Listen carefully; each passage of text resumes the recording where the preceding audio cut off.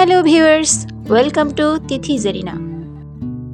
প্রতিবারের মতো আজকেও নিয়ে এসেছি একটি বিউটি টিপস।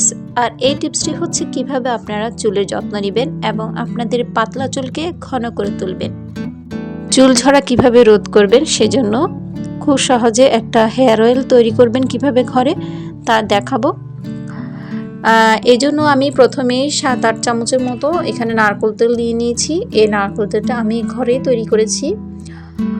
তো এরপর আমি এতে অ্যাড করব দুটো আমলা বা আমলকি। আমি আমলকি দুটোকে ভালোভাবে থেতো করে নিয়ে নিব।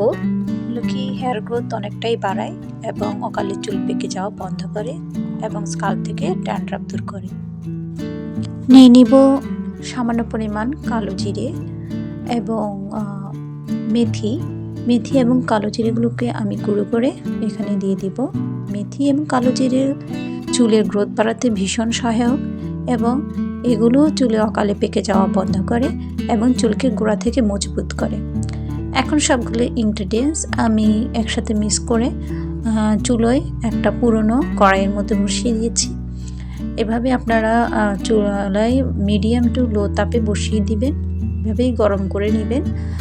যদি সরাসরি তাপ দেন তাহলে ইনগ্রেডিয়েন্টসগুলো পুড়ে গিয়ে এগুলো গুণাগুণ নষ্ট হয়ে যেতে পারে। তো আমি ভালোভাবে গরম হয়ে যাওয়ার পর চুলা থেকে নামিয়ে নিব। চুলা থেকে নামানোর পর আপনারা উষ্ণ গরম থাকা অবস্থায় মাথায় ভালোভাবে বা বিশেষ করে স্কাল্পে ভালোভাবে মাসাজ করে নেবেন। সপ্তাহে 2 থেকে 3 বার ইউজ করুন, দেখবেন মাস শেষে আপনারা একটা দারুণ রেজাল্ট পাবেন। ভিডিওটি দেখার জন্য ধন্যবাদ।